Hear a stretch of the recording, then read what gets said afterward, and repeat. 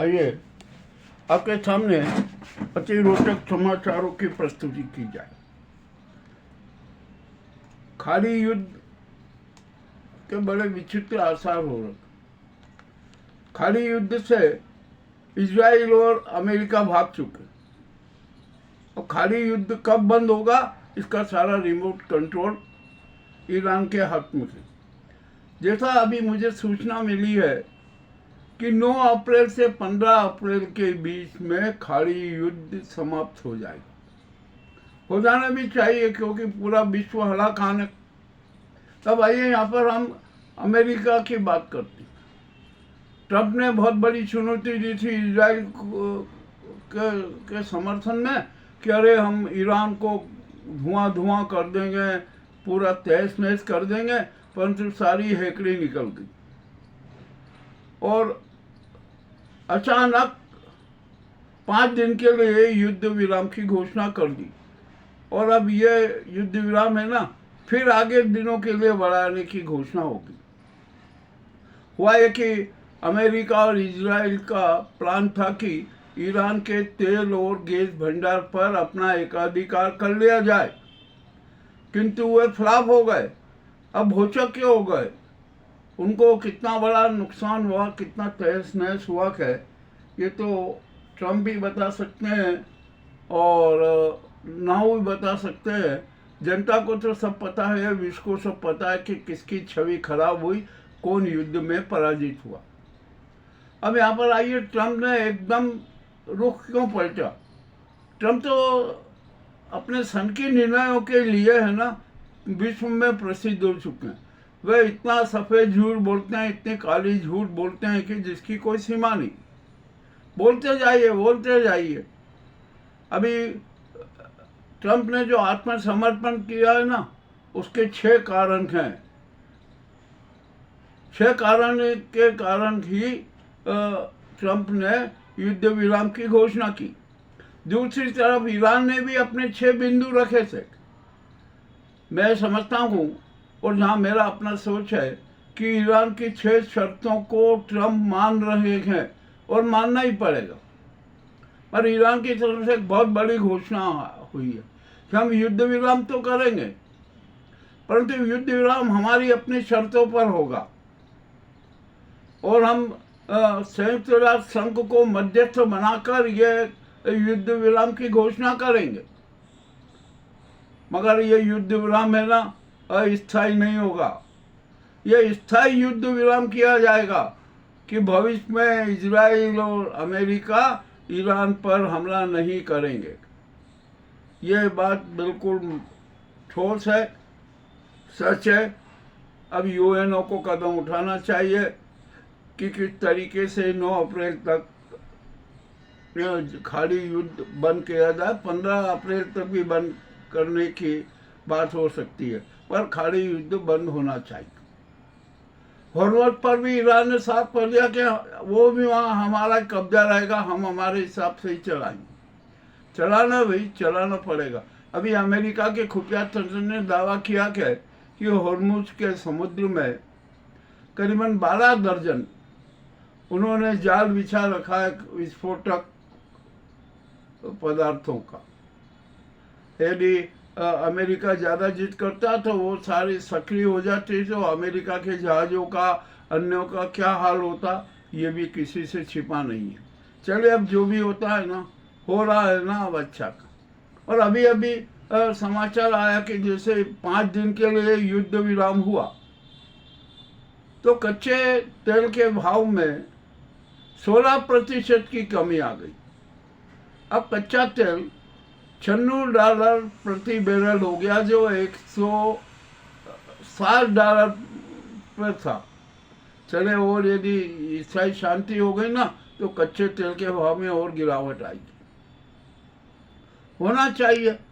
अब ये ब्रिटेन जबरदस्ती में अमेरिका का साथ देकर उल्टा फंस गया। अब तो ब्रिटेन में भी बड़ी विचित्र स्थिति हो रही है, वहाँ भी पलटवार हो रहा। अमेरिका में तो पलटवार होना ही है। ट्रंप पर महाभियोग चलेगा, वे अपराधी सिद्ध हो गए। कोई उसमें दिक्कत नहीं है। और हम तो एक बात कहते हैं, ट्रम्प को है ना, महाभियोग चले उसके पूर्व ही त्याग पत्र दे देना चाहिए। उन्होंने तो अमेरिका की आर्थिक स्थिति खराब कर दी, उसकी प्रतिष्ठा समाप्त कर दी, उसके शत्रु का मूल्यांकन समाप्त कर दिया। अमेरिका के पास में बारूद नहीं है, अन्य साधन नहीं है।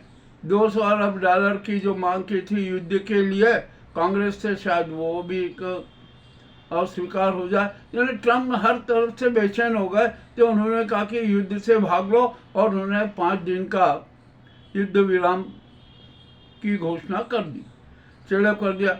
अब यहाँ पर एक बहुत मजेदार तथ्य है, इजराइल अपना आज़ादी पर्व मनाएगा 22 अप्रैल को। तो वहाँ से सरकारी घोषणा आ गई। यह घोषणा आई कि इजराइल के स्वतंत्रता दिवस पर ट्रम्प को आमंत्रित किया जाएगा विशेष रूप से, और वहाँ पर विशेष रूप से ट्रम्प को सम्मानित किया जाएगा। करो ना भैया, आप तो रोजाना सम्मानित करो, क्या अर्ज है। मामला जो भी कुछ है सब है, और पूरे विश्व में महंगाई की मार पड़ रही, ये तय है। अब आ जाइए हम यहाँ थोड़ी बात कर लें कि आखिरकार ट्रम्प ने जो बातचीत का बात बताई है ना, कि ईरान से बातचीत हो रही है, तो वो कुछ दलों के माध्यम से हो रही है। कुछ अमेरिका के दल हैं, कुछ ईरान के दल हैं, और पाकिस्तान की पहल पर ये बातचीत हो रही है। किंतु ईरान ने स्पष्ट कर दिया है कि हमारी सरकार की ओर से किसी प्रकार की ट्रम्प से और उनसे बातचीत नहीं हो रही है। मत होने दो ना, कोई दिक्कत नहीं है, चलने दो। ये तो झूठ तो उजागर हो जाती, और खाली युद्ध में कितनी फेक न्यूज, कितनी झूठ परोसी गई, सब उजागर हो गई। अब छोड़ दीजिए बात, क्योंकि यहाँ युद्ध में तो सब चलता ही है, अपने अपने अपराध सब छिपाने का प्रयास करते हैं। अब यहाँ पर विश्व की जनता ने आईसीसी से एक मांग कर दी है कि अमेरिका ने जो युद्ध की जो मर्यादाएं रहती है ना, जो शर्तें हैं ना, उनका उल्लंघन किया गया, अतः ट्रम्प को युद्ध अपराधी घोषित किया जाए। अब देखते हैं आईसीसी क्या करती है। तो जनता का कहना है कि आईसीसी स्वतः संज्ञान लेकर, क्योंकि सारी स्थितियां उसके सामने हैं, तो ट्रम्प को युद्ध अपराधी घोषित कर सकती है। चलिए, अब ये भी बात हो गई। अब आइए हम आते हैं भारत में। यह हमारे मोदी जी है ना, उनका तो पूरा ढोल ही फूट गया, और मोदी मटका चूर चूर हो गया। अब वो संसद में बोले, क्या बोले कुछ समझ में नहीं आ रहा। लिखित भाषण पढ़ना पड़ा, और उसमें भी छी छी छी, अरे न जाने क्या क्या हो गया।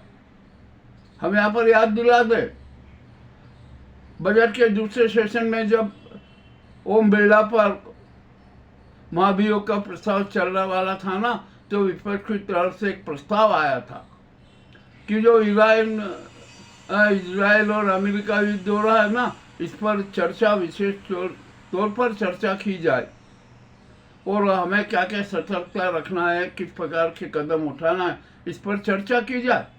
परंतु इस उन्मादित नाजी सरकार ने और ओम बिरला ने वह प्रस्ताव भी ठुकरा दिया विपक्ष का। आज मजबूरी में कल मोदी जी ने बोला, संसद में भाषण दिया, जब यहाँ पर कितनी महंगाई हो गई है, जनता कितनी त्रस्त हो गई है, हर चीज के भाव बढ़ रहे हैं, मामला बड़ा का विचित्र हो गया, कोहराम मचा हुआ है। और उसके बाद भी यह नाजी सरकार नहीं सचेत हुई। इसने क्या किया पता है आपको? अपने कैबिनेट, अपने लोगों की बैठक बुलाई। अरे जब आपको इतना बड़ा राष्ट्रीय मुद्दा है ना, तो सर्वदलीय बैठक बुलाना था, उसमें अपनी बातें रखना थी, उसमें विपक्ष के विचारों का सम्मान करना था, किंतु ऐसा नहीं किया। चलिए, अब ये तो इनकी बात है, हम क्या कह सकते हैं। तो ये मोदी जी का तो हो गया कचरा। अब वो न जाने जो अर्श से है ना, फर्श पे आ गए हैं, मामला बड़ा विचित्र हो गया। मगर इनकी जो पूर्वाग्रही चरित्र है ना, उसका इन्होंने त्याग नहीं किया। वो भी त्याग करना चाहिए, परंतु नहीं करेंगे। हम जानते हैं भैया कि सांप की डाल में अमृत हो ही नहीं सकता, सांप की डाल में तो जहर ही जहर रहेगा, इसमें भी कोई शंका नहीं है, ये शाश्वत सत्य है। अब आइए असम चुनाव पे हम एक बड़ी बात करते हैं। संघ जो भाजपा को जिताने के लिए काम करता है, अब संघ की तरफ से बयान आया कि हम असम में भाजपा के लिए संघ काम नहीं करेगा। मत करो ना भैया, क्यों नहीं करोगे? अरे आपको यदि 40-50 करोड़ का एक कोई ऑफर आ गया तो आप तो दौड़े दौड़े जाओगे। और असम में कोई बड़ा भूभाग आपको मिल गया ना तो आप भाजपा के लिए काम करो। अब संघ की तरफ से बयान आया कि असम में जो भाजपा है ना और हमारे देश की भाजपा है ना, उसको कांग्रेस से आए हुए शरीक हुए भाजपा में लोग संचालित कर रहे हैं। वाह भाई, बड़ी अच्छी बात है जो भी है। तो इसी कारण को लेकर असम में अब संघ भाजपा के समर्थन में नहीं आएगा। जो भी होना है वो होगा, अब देखते हैं क्या होता है। अब चुनाव आयोग की भी पोल खुल गई। अरे आपने चुनाव आयोग का लेटर आपने भेजा 4-5 राज्यों को और उस पर भाजपा की सील लगी, तो क्या भाजपा ही चुनाव आयोग को संचालित कर रही है? ये भी सिद्ध हो गया। अब चुनाव आयोग पलटी मारा, यूँ हो गया, वो हो गया, ऐसा हो गया, क्लर्क की गलती से हो गई। वाह भाई, बहुत हो गया। अरे तो आपने तो हर बार गलती की है। चुनाव आयोग है ना, ये तो गलती आयोग हो गया, हर तरह की गलतियां कर रही है। अपराध आयोग हो गया, हर तरह के अपराध किए जा रहे हैं। मामला तो सब ठीक है, अब हो तो गया ना, पोल तो खुल गई ना। अब चाहे जो भी कुछ आप बात करो, चाहे जैसी भी बात करो, वो अर्थहीन है। अब आइए हम बात करते हैं थोड़ा मध्य प्रदेश की। अब मध्य प्रदेश में 5.5 लाख लाडली बहनों को उनका नाम काट दिए गए और कहा गया कि अरे वो 60 साल से ऊपर हो गई है, अतः उनको इस लाडली बहन योजना की पात्रता नहीं है। अब उनको मात्र 600 रुपये की जो पेंशन आती है ना, वो ही लेना पड़ेगी। ठीक है, आपने कर दिया, कोई दिक्कत नहीं है। अभी तो और कटेंगे, और लाडली बहनों के नाम कटेंगे। मामला बड़ा विचित्र। और हम तो एक बात कह रहे हैं ना कि जो ये फ्री की रेवड़ियाँ बांटना है ना, ये टोटल सब बंद कर दो। इसकी जरूरत नहीं है, परंतु ऐसा नहीं है। अरे अभी तो चुनाव के समय में बहुत मतदाताओं को खरीदने की भी पहल होगी। 10-10 हज़ार की जो रिश्वत दी जा रही है ना, अब वो रिश्वत 15-15, 20-20 हज़ार की देना पड़ेगी। और हमने तो एक बार स्पष्ट कह दिया था कि मध्य प्रदेश का प्रत्येक मतदाता, हर परिवार का मतदाता जो भी चुनाव लड़े, प्रत्याशी आए ना, उससे कह दे कि भैया आप है ना, हमारे यहाँ पर 5 वोट हैं, 15,000 रुपये के मान से 75 रुपये हमें एडवांस दे दीजिए, तो हम आपको पक्ष में वोट देंगे, अन्यथा नहीं देंगे। ये स्पष्ट कर दीजिए। और हर मतदाता को अब ऐसा ही करना है, क्योंकि ये सेवा के नाम पर आते हैं ना कि हम आपकी सेवा करेंगे। ये अपनी सेवा नहीं करते हैं, हमारी जनता की सेवा नहीं करते हैं, वो तो अपने स्वार्थ की सेवा करते हैं। और किस तरह से डाके जानी करते हैं, घोटाले करते हैं, ये भी सब स्पष्ट हो चुका। अब मामला बड़ा विचित्र हो गया। अब तो हर मतदाता को है ना, चाहे वो चुनाव नगर पालिका का हो, पंचायत का हो, नगर निगम का हो, विधानसभा का हो, संसद का हो, सबको मतदाता को कहना चाहिए कि भैया नेताजी, आपको चुनाव जीतना है तो हमारे यहाँ इतने वोट है, इतने 5-5 हज़ार रुपये की राशि दे दीजिए, 10-10 हज़ार की राशि कर दीजिए। लोकसभा का चुनाव होता है तो 15,000 की प्रत्येक मतदाता की राशि हमारे यहाँ जमा कर दीजिए। हम आपकी जीत की गारंटी दे देते हैं। हमारे जितने मत है ना, वो आपको मिल जाएंगे, अन्यों का हम कुछ भी नहीं कर सकते। तो अब ये भी स्थिति आ रही। अब पीतमपुर से धार तक रेल लाइन का ट्रायल हो गया क्या? चलो अच्छी बात है, बढ़िया बात हो। अब हमारे जरा हम ये रोचक समाचारों में उज्जैन की बात भी कर लेते हैं। अरे यहाँ पर साधु संतों के अखाड़े, उनमें कितने कितने नाटक हो रहे हैं, क्या विचित्र बात हो रही है। मामला अति रोचक हो गया। अब तो अनेक साधु संत जेल में जाएंगे। साधु संतों में हड़कंप मचा हुआ है। और इसी के साथ साथ यहाँ की मीडिया और NGO में भी हड़कंप मचा हुआ है। सबकी खुफिया जांच होना है, सबको भय सता रहा है जेल जाने का। मतलब जेल कब जाएंगे, ये बड़ी विचित्र बात है। मामला अति रोचक होता जा रहा है और भी रोचक होता जाएगा। हमारे पास में तो इन साधु संतों के अखाड़ों को, साधु संतों को, इन भगवा पट्टेधारियों के और सभी आराधना स्थलों के संपूर्ण विवरण है, और उनका विवरण प्रस्तुत करते हुए हमें शर्म आ रही है, इतने घिनौने कुकृत्य हैं। चलिए अब ठीक है, अब आप एक काम कीजिए, जनता तो अंधविश्वासी, अब जनता ही अब एक निर्णय कर दे कि ये जितने भी साधु संत है ना, कोई एसी में नहीं बैठेंगे, कुटिया में बैठे कोई रहे, और कोई गाड़ियों में नहीं घूमेंगे, जहाँ भी जाना है वहाँ पर पैदल जाए, और साधु संतों के अखाड़ों में कोई भी भक्त 1 रुपया नहीं दे। ये निर्णय भी होना चाहिए। और आपको एक बहुत बड़ी रोचक बात बताता हूँ, हमारे देश में अब तो दूध भी जहर बन गया। आंध्रा में मिलावटी दूध पीने से 16 लोगों की मौत हो गई, 3 लोग और गंभीर स्थिति में। इन्हें दूध को भी जहर बना दिया। मजेदारी की बात है कि जितने दुधारू पशु नहीं है, उससे हजारों गुना दूध कहाँ से आ रहा है, फूड प्रोडक्ट कहाँ से आ रहे हैं, ये भी बड़ा रोचक मामला। और एक बहुत बड़ी रोचक बात बताता हूँ, हम भारत सरकार से एक बात पूछना चाहते हैं कि हमारे यहाँ देश में मधुमक्खियों की जनसंख्या कितनी है? मधुमक्खियों की संख्या कितनी है? करोड़ों में है, अरबों में कितनी है, ये जरा बताए। परंतु वो नहीं बता पाएगी। परंतु जितनी हमारे यहाँ मधुमक्खियाँ नहीं है ना, उससे 1000 गुना तो शहद बाजारों में बिक रहा है। जो आखिरकार इतना शहद आ कहाँ से गया? कौन सा शहद है वो जो बेचा जा रहा है? मामला बड़ा विचित्र नजर आ रहा है। अब क्या किया जाए भैया, जो यहाँ चल रहा है ना, सब चल रहा है। हमारे मध्य प्रदेश में उज्जैन एक शहर है, मैं तो उसको पिछड़ा कस्बा मानता हूँ, कोई यहाँ पर कुछ भी नहीं है। परंतु यहाँ पर तो अनेक अनेक अनेक अनेक इतने इतने कांड है, इतने इतने जुर्म हो रहा है, इतने इतने यहाँ पर पोले हो गई है, हर तरफ खाओ खाओ खाओ खाओ की नारे लगे। और यहाँ पर तो लूट है, डकैती है, सब कुछ हो रहा है।